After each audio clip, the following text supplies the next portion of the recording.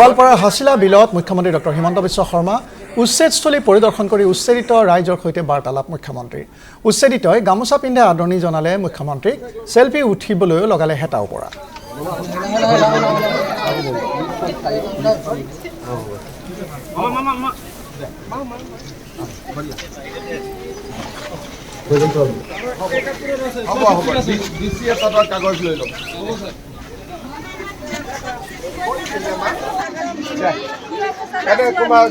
মোৰ স্বভাৱে নহয় কাকো বেয়া কৈ। এতিয়া অহা মানুহে বৈদখলকাৰী বহি থকা মানুহ মোক গামোচা দিছে, মই গামোচা লৈছোঁ। মই কাৰো লগত বেয়া মাত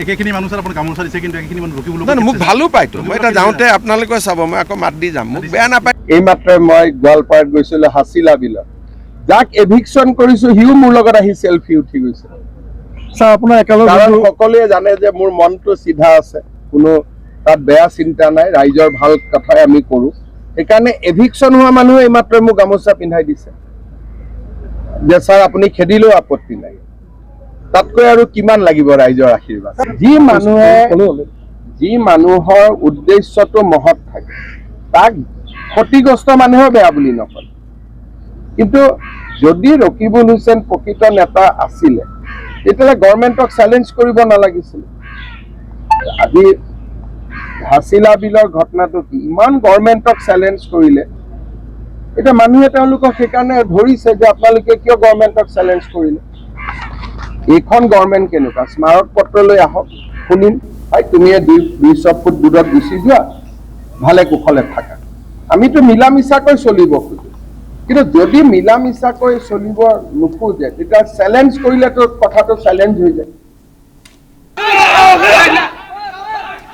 এতিয়া চাওক, একে স্থানৰ দুদিন পূৰ্বৰ দৃশ্য। উচ্ছেদিতৰ বুজ ল'বলৈ যাওঁতে সাংসদ ৰকিবুল হুছেইনক ৰাইজৰ পহুখেদা। 4 কংগ্ৰেছী বিধায়কৰ সৈতে হাছিলা বিললৈ যাওঁতে কিদৰে ভয়ংকৰ ক্ষোভৰ সন্মুখীন হয় উচ্ছেদিতৰ। ৰাইজৰ ৰুদ্ৰমতী দেখি সাংসদ ৰকিবুল হুছেইন গাড়ীত উঠি পলাবলৈ বাধ্য হয়।